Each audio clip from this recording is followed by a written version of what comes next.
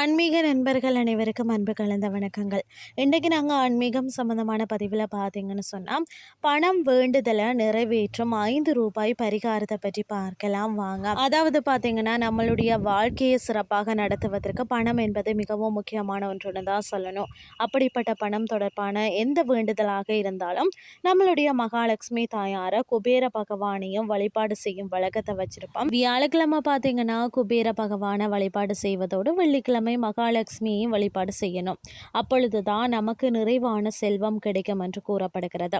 லக்ஷ்மி குபேரரை வெள்ளிக்கிழமையில சுக்கிர கோரையில வழிபாடு செய்தோம்னு சொன்னா நமக்கு பாத்தீங்கன்னு சொன்னா அளப்பரியான ஒரு நன்மைகள் உண்டாகும். இந்த வழிபாட்டை நீங்க வெள்ளிக்கிழமையில செய்யணும். அதுலேயும் குறிப்பாக இரவு நேரத்தில் வரக்கூடிய 8 மணியில இருந்து 9 மணிக்குள்ள இருக்கக்கூடிய சுக்கிர கோரையில செய்யும் பொழுது அளவில்லாத நன்மைகள் உண்டாகும்னே சொல்லலாம்.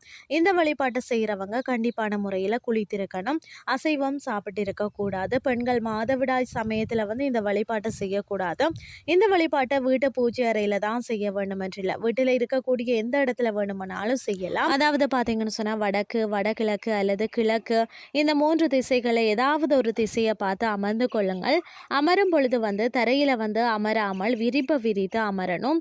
இயன்றவர்கள் பூஜையில் மகாலட்சுமி தாயாருக்கு முன்பாக ஒரு நெய் தீபத்தை ஏற்றி வைத்துட்டு மகாலட்சுமி தாயாருக்கு நெய்வேத்தியமாக 5 நெல்லிக்கனிகளை வச்சுட்டு இந்த மந்திரத்தை கூறும் பொழுது இரட்டிப்பு பலன் கிடைக்கும்னே சொல்லலாம். உங்களுடைய வலது கையில் 2 ரூபாய் நாணயங்களை வச்சு கொள்ளுங்கள். முதல்ல மகாலட்சுமி தாயாரை மனதார நினைச்சு கொள்ளுங்கள். பிறகு குபேர பகவானையும் சுக்கிர பகவானையும் மனதார நினைச்சிட்டு உங்களுடைய வாழ்க்கையில் இருக்கக்கூடிய அனைத்து விதமான பண தேவைகளும் பூர்த்தி அடையணும்னு சொல்லி வேண்டிக் கொண்டு இந்த மந்திரத்தை நீங்க சொல்லணும். இந்த மந்திரத்தை 15 நிமிடம் தொடர்ச்சியாக மனதை ஒருநிலைப்படுத்திட்டு நீங்கள் சொல்லணும். இவ்வாறு கூறி முடிச்சதுக்கு பிறகு கையில் இருக்கக்கூடிய அந்த 5 ரூபாய் நாணயங்களில் ஒன்றை உங்களுடைய சமையல் அறையில் இருக்கக்கூடிய உப்பு ஜாடியில் நீங்கள் அடியில் வைக்கணும். மீதம் இருக்கக்கூடிய அந்த 5 ரூபாய் பணம் வைக்கக்கூடிய இடத்துல அல்லது பேப்பர்லேயோ அல்லது துணியிலையோ மடிச்சுட்டு நீங்கள் வைக்கணும். இந்த 5 ரூபாய்களையும் எக்காரணம் கொண்டும் நீங்கள் செலவு செய்யக்கூடாது. இப்போ என்ன மந்திரம்னு சொல்லி பார்த்தீங்கன்னு சொன்னால், ஓம் ஸ்ரீம் யஷாதிபதியே ஸ்வர்வதானம் அகாஸ்னாய கீம் பட் ஸ்வாகா.